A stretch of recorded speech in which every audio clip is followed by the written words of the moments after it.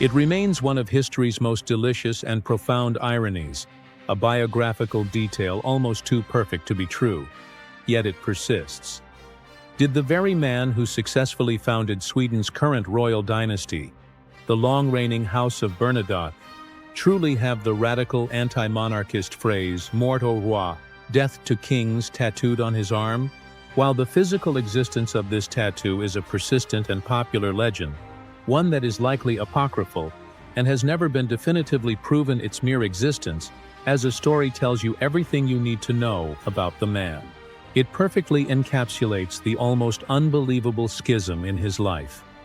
A man born of revolutionary fire, who would end his days draped in royal ermine, an ideological contradiction made flesh, who bridged two completely incompatible worlds through sheer force of will, astounding ambition, and a remarkable series of historical accidents. This is the story of Jean-Baptiste Bernadotte. He was born in 1763 in the town of Pau, nestled in the picturesque foothills of the Pyrenees in southern France. He was not a son of privilege, nor did he possess a single drop of the aristocratic blue blood that defined power, wealth, and opportunity in 18th century Europe. His father, Henri Bernadotte, was a provincial prosecutor, a respectable and educated bourgeois position, but one that placed the family firmly within the Third Estate.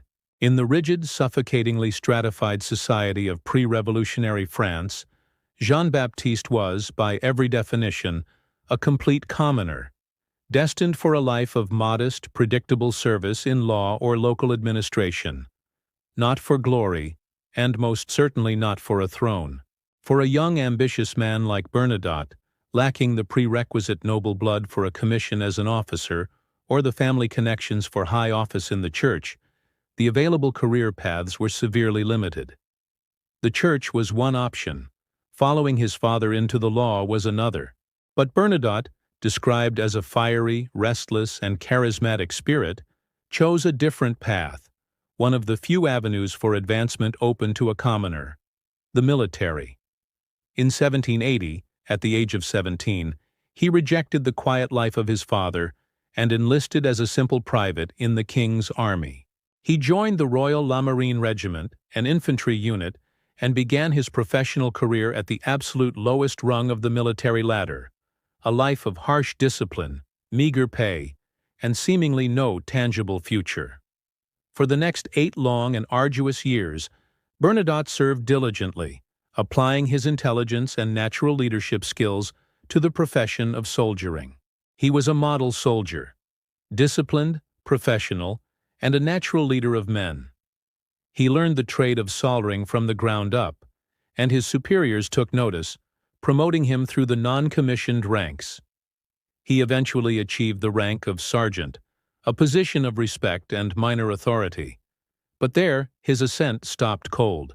Sergeant was the highest rank a commoner, no matter how brilliant, brave, or capable, could ever hope to achieve. The entire officer corps was reserved exclusively for the nobility.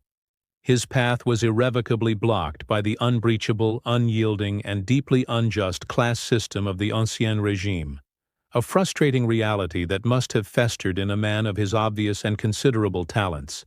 And then, in 1789, the world broke. When the French Revolution erupted, signaled by the dramatic storming of the Bastille prison in Paris, it was not merely a political event. It was a social cataclysm that would reshape global history. It violently tore down the entire rotten, centuries-old structure of the old world, sweeping away the ancient God-given privileges of the nobility and the clergy in a wave of ideological fervor.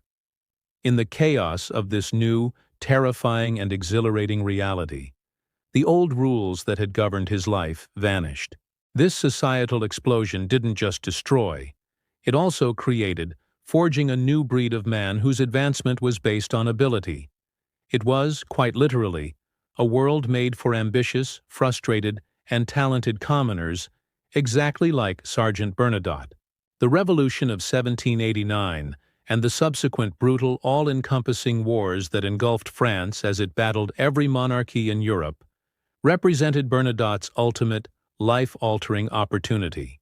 The aristocratic officers who had once blocked his path, the men who had held their commissions based on birthright alone, had either fled the country as hated émigrés or had faced the chilling justice of the guillotine. The desperate new French Republic needed competent leaders, and it needed them immediately. The old rules were not just gone, they were inverted. The revolutionary slogan, La carrière ouverte aux talents. The career open to talents was now the law of the land.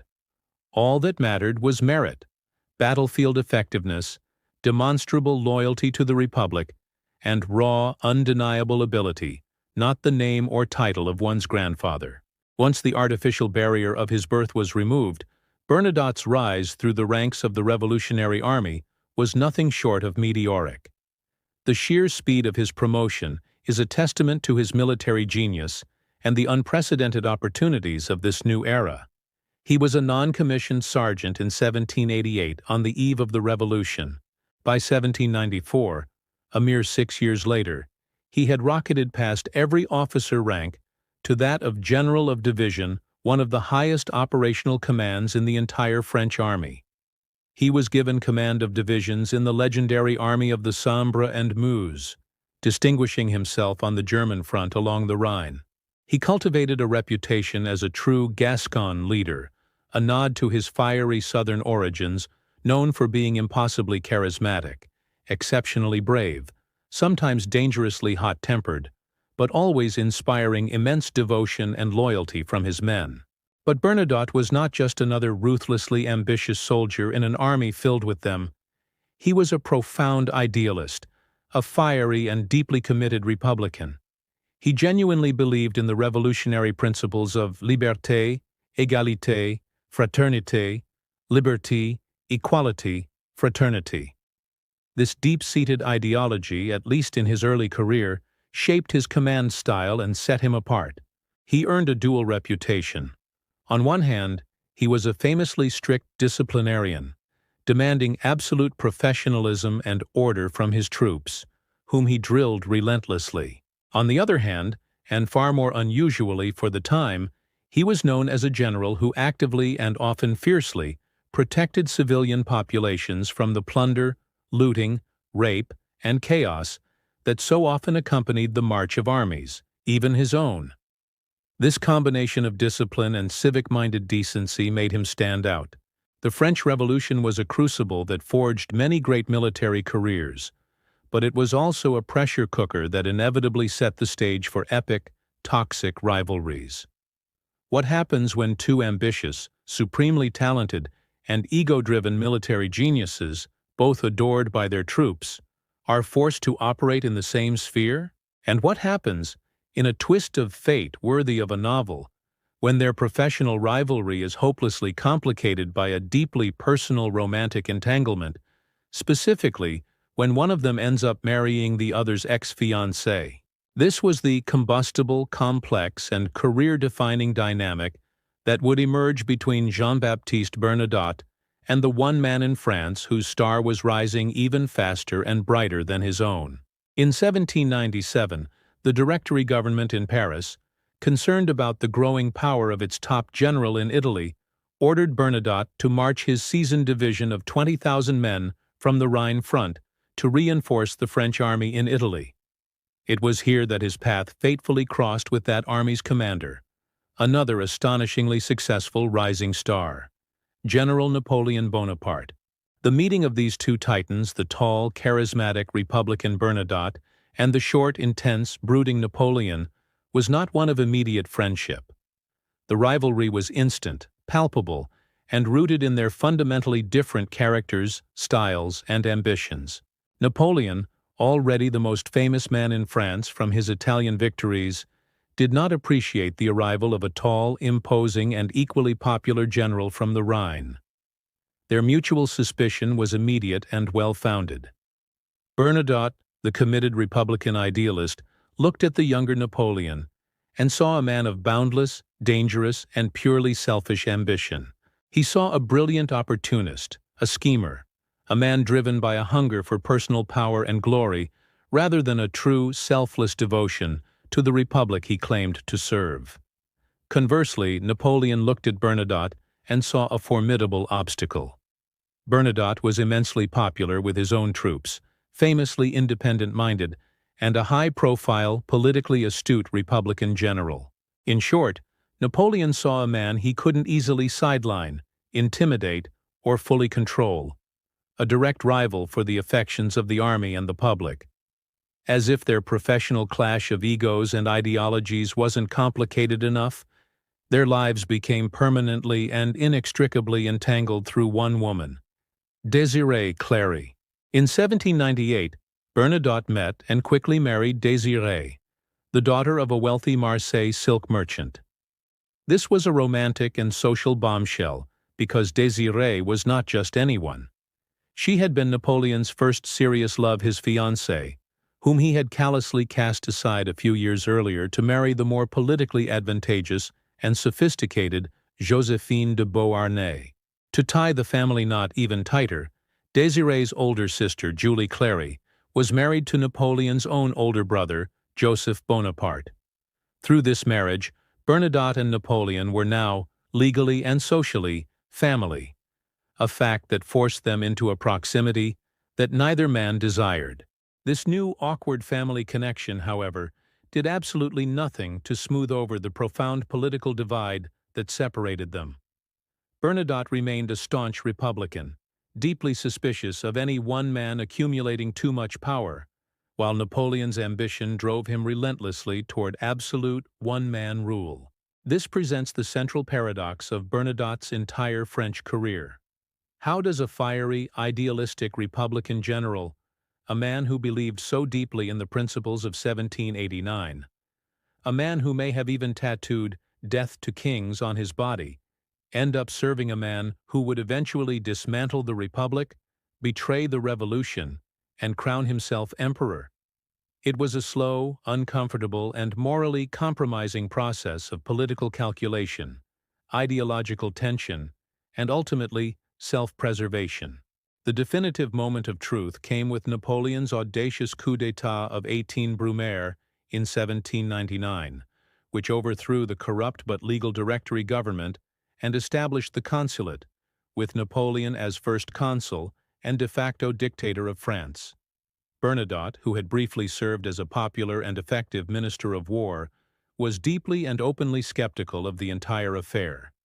He saw it for exactly what it was: a military takeover, the end of the true republic.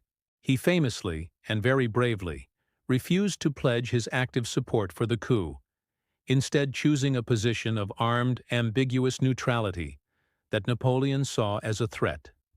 This open display of distrust in Napoleon's ambition infuriated Bonaparte, who never forgot or forgave the slight. Bernadotte was now a marked man, his loyalty forever in question. Yet in 1804, when Napoleon completed his journey from first consul to emperor of the French, placing the crown on his own head at Notre Dame, he did something surprising. He named Bernadotte as one of the original 18 marshals of the empire. This was not an act of forgiveness or friendship. It was a brilliant and cynical political calculation. Napoleon understood the timeless maxim of "keep your friends close, but your enemies closer." Bernadotte was too popular, too independent, and too powerful within the army to be left out, where he could become a dangerous focal point for Republican opposition. By elevating him to the highest military rank, Napoleon sought to bind Bernadotte to the new regime with a gilded chain, hoping to secure his loyalty, or at least his compliance, through immense status, wealth, and power.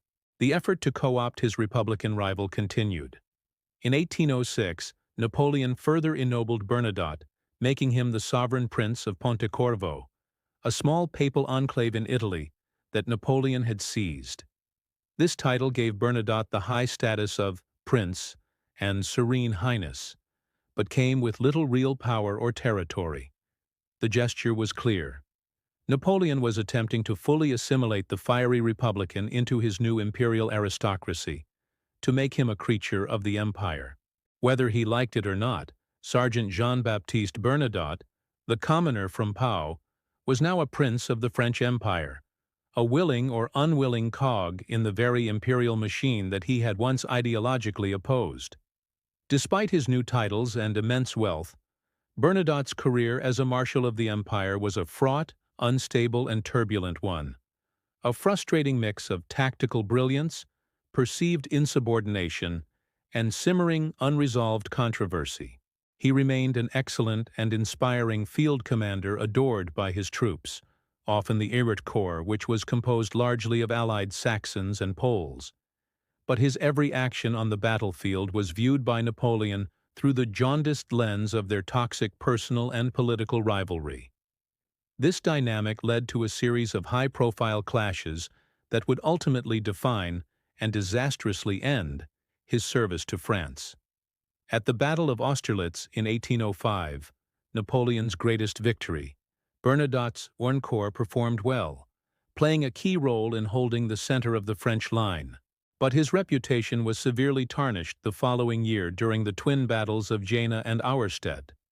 While Napoleon was crushing a portion of the Prussian army at Jena, Marshal Davout's Third Corps was fighting for its very life against the main Prussian army at Auerstedt, vastly outnumbered. Bernadotte's corps was within marching distance of both battles, but claiming he was following his orders, engaged in neither. His failure to march to the sound of the guns and support Davout was seen by many, including Napoleon, as a catastrophic, perhaps even deliberate dereliction of duty. It drew Napoleon's intense and unforgiving fury. The emperor nearly had him court-martialed, and was only stopped by his family connection to Joseph and Désirée. The final unforgivable break came at the bloody and chaotic Battle of Wagram in 1809. During the battle, Bernadotte's corps, composed mainly of his allied Saxon troops, buckled under intense Austrian pressure. He ordered them to retreat from the key village of Aderklaa, a crucial position, without authorization from imperial headquarters.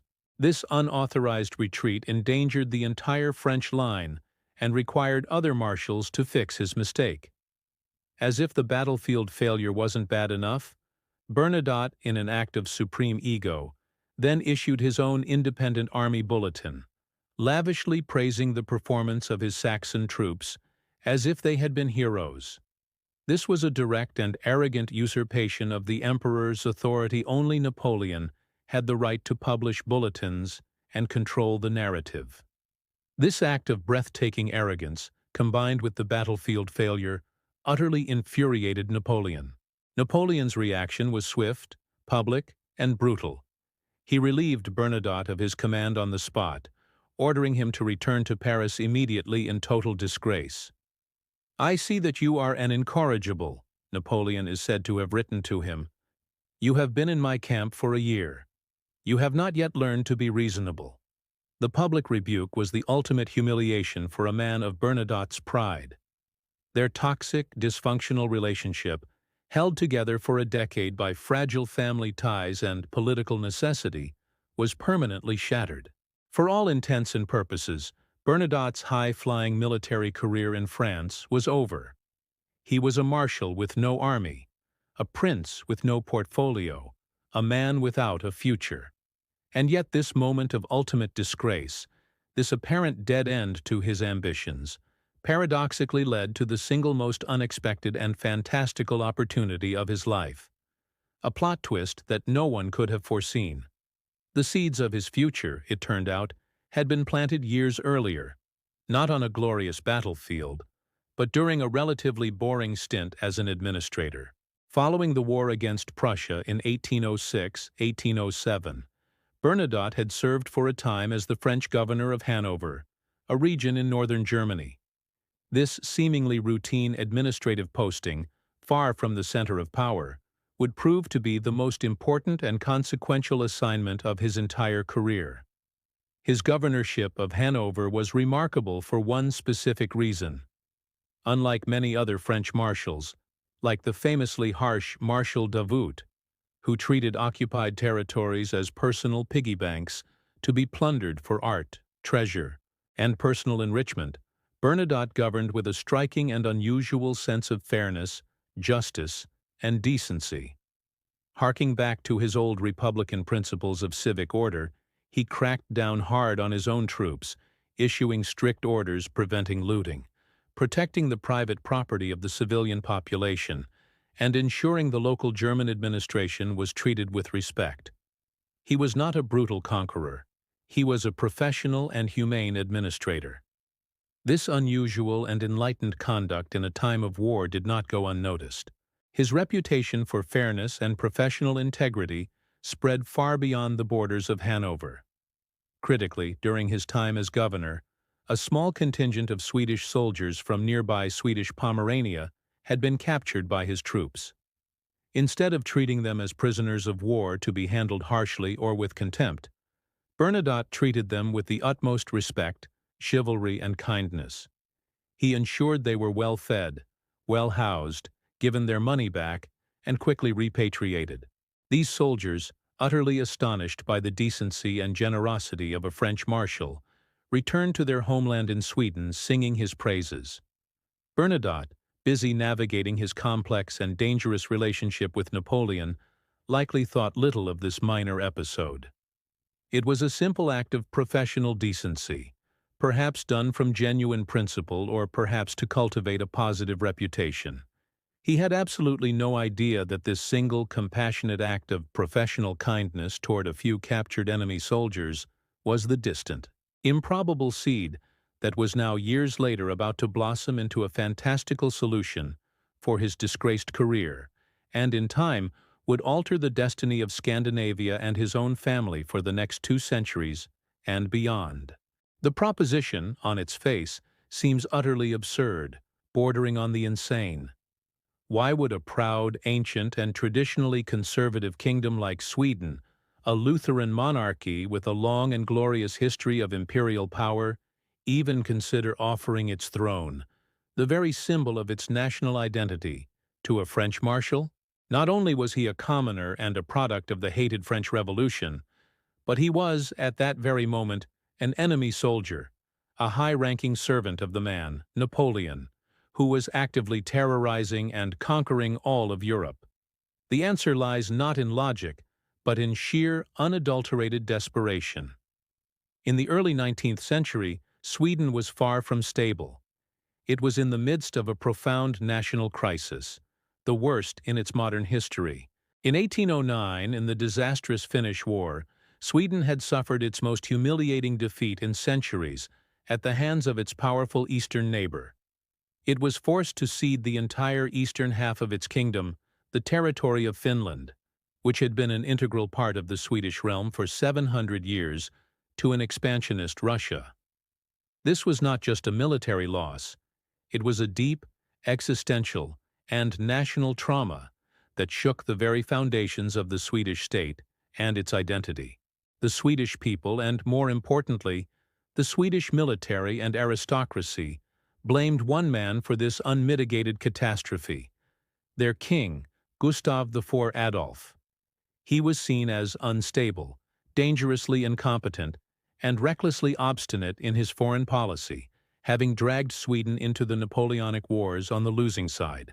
In March 1809, in a swift and bloodless coup d'état, high-ranking aristocratic army officers arrested the king, forced him to abdicate, and sent him and his entire family into permanent exile.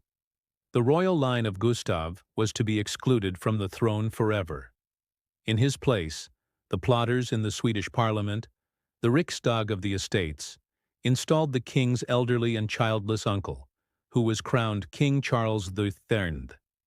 This was only a temporary solution, a stopgap, and everyone knew it. Charles III was frail, in poor health, nearing senility, and, most importantly, had no legitimate heirs. The new royal line was on the brink of extinction before it even began.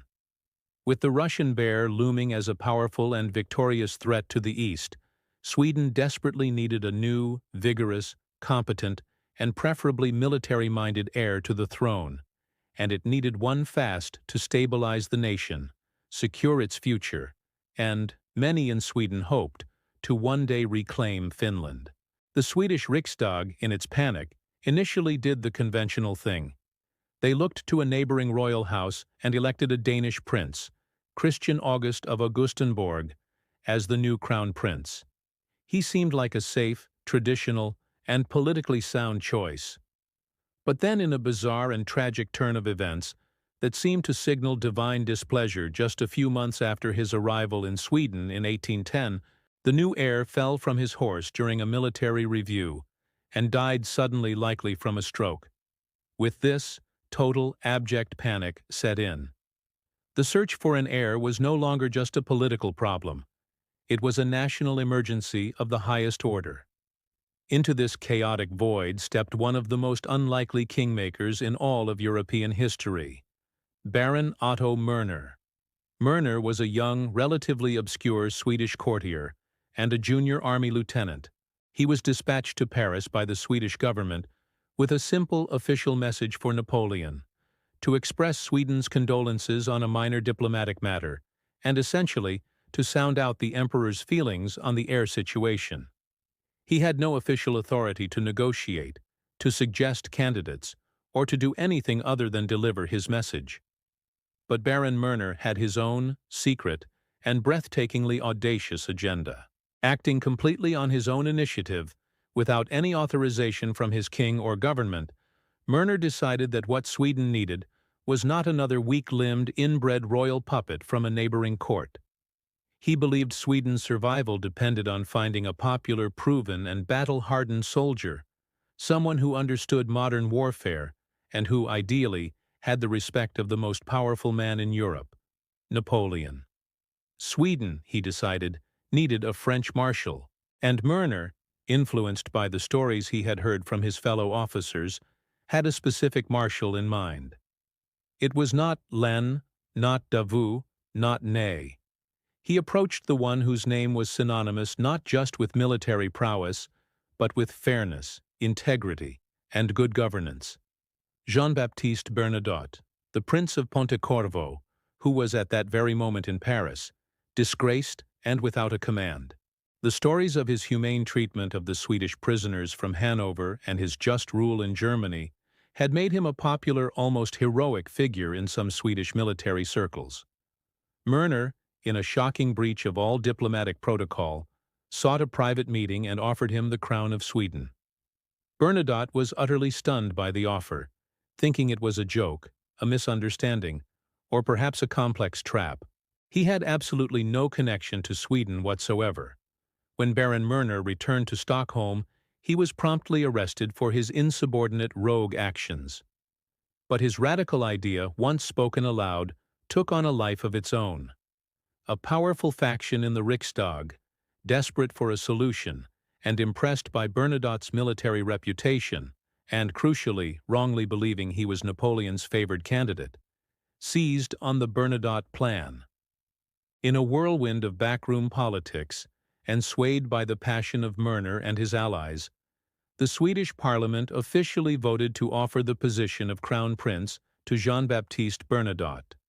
When approached for his official permission for a French marshal to accept a foreign crown, Napoleon was completely baffled. He had a stable of other, more loyal candidates he would have much preferred, such as his stepson, Eugène de Beauharnais. "Why him?" he reportedly fumed. "My mortal enemy? The man I almost had shot?" Yet after some hesitation, Napoleon reluctantly gave his blessing. He fatally miscalculated, believing that any French marshal on the Swedish throne would, out of gratitude and French patriotism, keep Sweden firmly in his continental system as a loyal puppet ally in his impending war against Russia.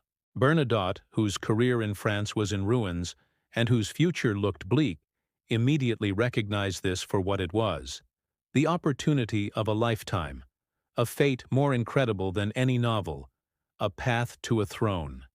He formally accepted the Swedish offer. But there was one final non-negotiable condition from the Swedish Riksdag, a deeply personal and theological hurdle. To become the heir to the Swedish throne, a nation that was devoutly and officially Lutheran, the former revolutionary and lifelong Catholic from Pau, France, would have to renounce his faith and formally convert to Lutheranism. He agreed without hesitation. His religious convictions were, it seems, secondary to his dynastic ambition. Jean-Baptiste Bernadotte, the French commoner, landed in Sweden on October 20th, 1810.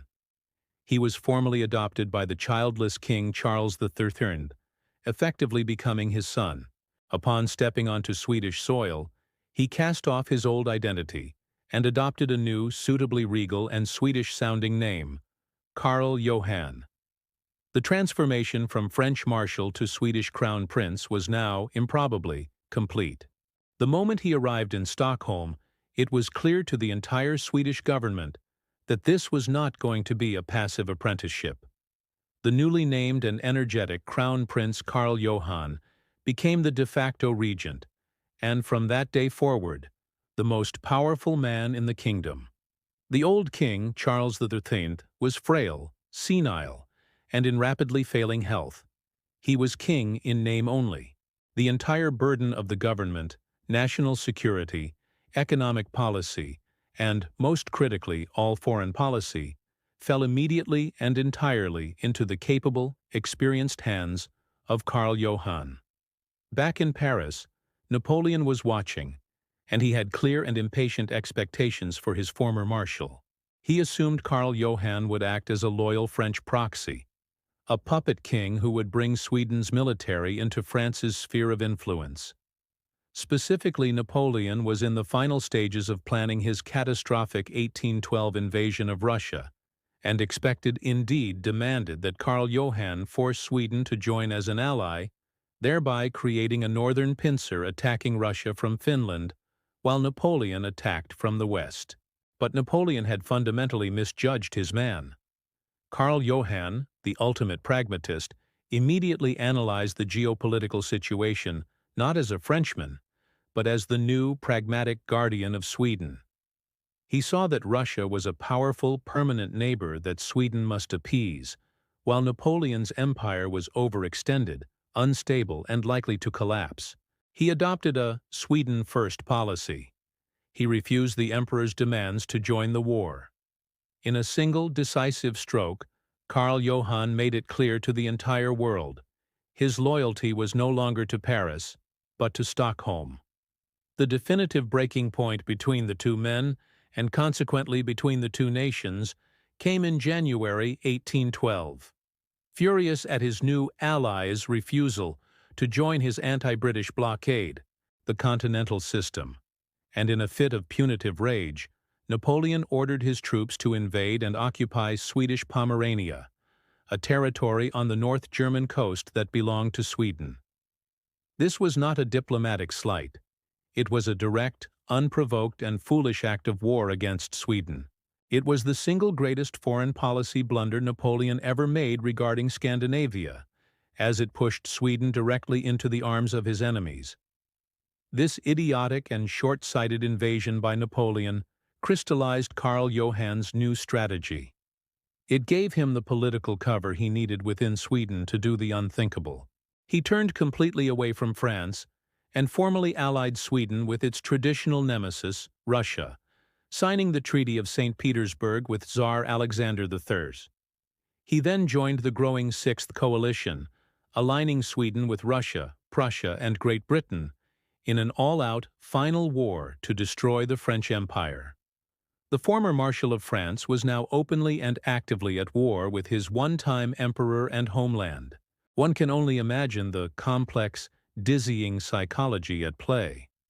In October 1813, at the cataclysmic Battle of Nations in Leipzig, the largest and bloodiest battle in European history before World War I, Carl Johan was present as one of the key Allied commanders. He personally commanded the Allied Army of the North. On that vast, smoke-filled battlefield, the former French marshal, the Prince of Pontecorvo, was now directing his Swedish and Allied troops against the very French armies he had once served with, fighting against his old comrades and fellow marshals. It was a betrayal of staggering proportions, or an act of supreme political realism, depending on one's perspective. In Paris, his name was spoken with venom. He was branded a serpent, a Judas, the ultimate traitor who had sold out his own country for a foreign crown. His French citizenship was revoked, and his properties were seized. But in Sweden, he was hailed as a national savior. His strategic guidance, his intimate understanding of the French military system, and the troops he brought to the fight were decisive, contributing directly to Napoleon's first total unmitigated defeat on the battlefield, and his subsequent abdication and exile to the island of Elba in 1814. Karl Johan had been a reluctant combatant, often holding his Swedish troops back, much to the frustration of his allies. He had no interest in invading his French homeland. Some historians believe he secretly harbored ambitions to be named Napoleon's successor. His strategic goal, his promised price for joining the coalition against Napoleon, was not territory in France, it was Norway. He had secured a promise from the Allies, particularly Russia, that as compensation for the permanent loss of Finland, Sweden would be given Norway. With Napoleon defeated, Karl Johan was free to collect his payment. He immediately turned his victorious Army of the North against Napoleon's last remaining ally, Denmark. The Danish kingdom, which had ruled Norway for over 400 years and had backed the losing side, was quickly overwhelmed by Karl Johan's superior forces. In January 1814, Denmark was forced to sign the Treaty of Kiel, a document that formally ceded the entire Kingdom of Norway to the Kingdom of Sweden, to be ruled by the Swedish king. The Norwegian people, however, were furious. They had no desire to be traded like property from one king to another. In a surge of national pride, they resisted, declared their own independence, and adopted one of the most liberal and democratic constitutions in the world at Eidsvoll. Karl Johan, demonstrating his military decisiveness one last time, led a short, sharp, and successful war against Norway in the summer of 1814. He quickly forced the Norwegians to accept a compromise.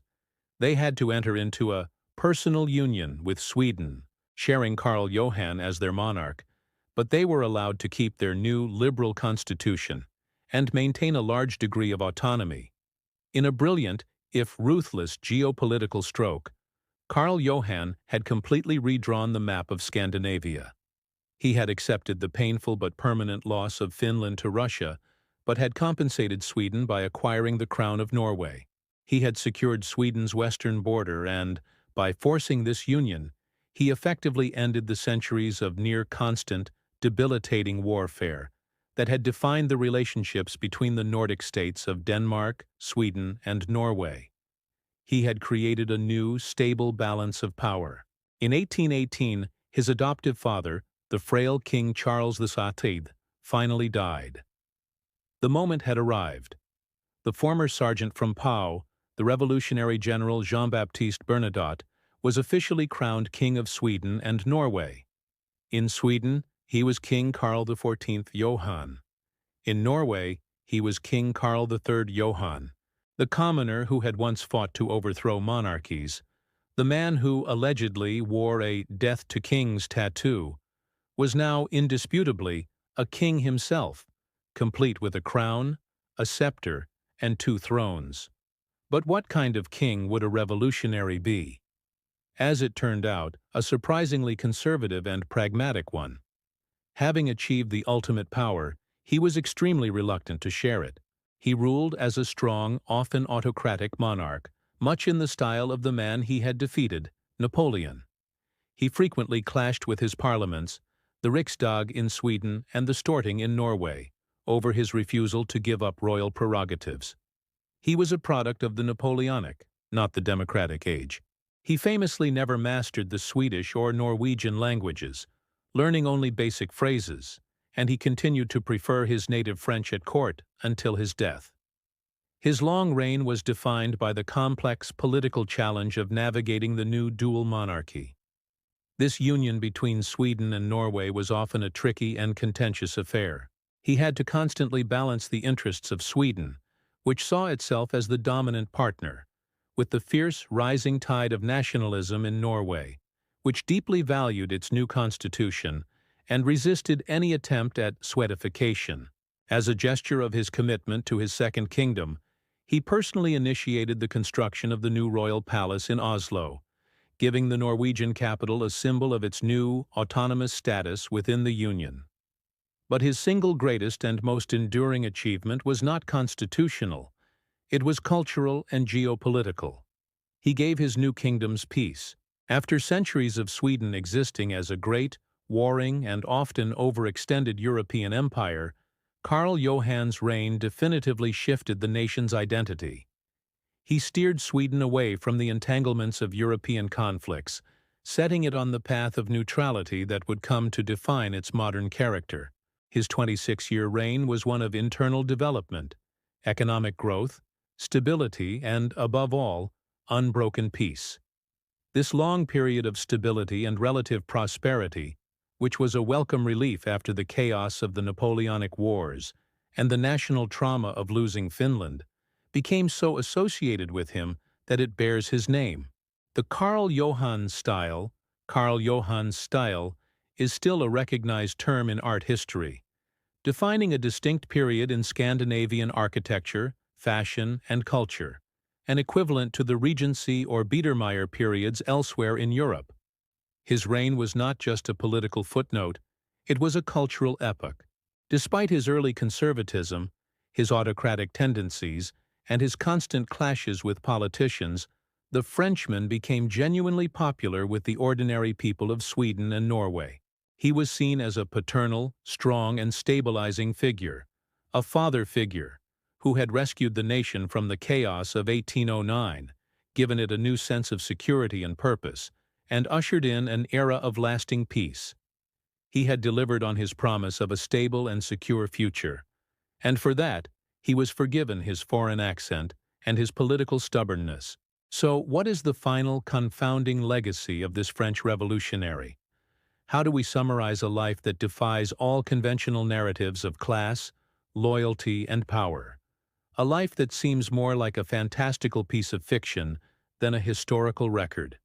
He died in Stockholm in 1844, at the advanced age of 81, having ruled as king for 26 peaceful and transformative years. As he lay on his deathbed, his thoughts reportedly drifted back to his astonishing journey, from the dusty streets of Pau to the royal palace in Stockholm. His last words, spoken in his native French, were said to be, "Nobody has had a career like mine." He was, without any qualification, exaggeration, or shadow of a doubt, absolutely right. No one in modern history had a career that came close. And the most incredible, tangible part of his legacy? The dynasty that he, a French commoner, founded in a foreign land, the House of Bernadotte, was not a brief historical anomaly that would collapse upon his death. It proved to be stable, popular, and remarkably enduring. It still rules the Kingdom of Sweden to this very day, with his direct descendant, King Carl XVI Gustaf, sitting on the throne. In the final accounting, a French commoner, a revolutionary sergeant who likely despised the very concept of monarchy, managed, through an unmatched combination of raw talent, ruthless ambition, personal principle, and sheer dumb luck, to become the founding ancestor of one of Europe's most stable, popular, and enduring royal families. It is a story so improbable, so ironic, and so bizarre, it could only be true.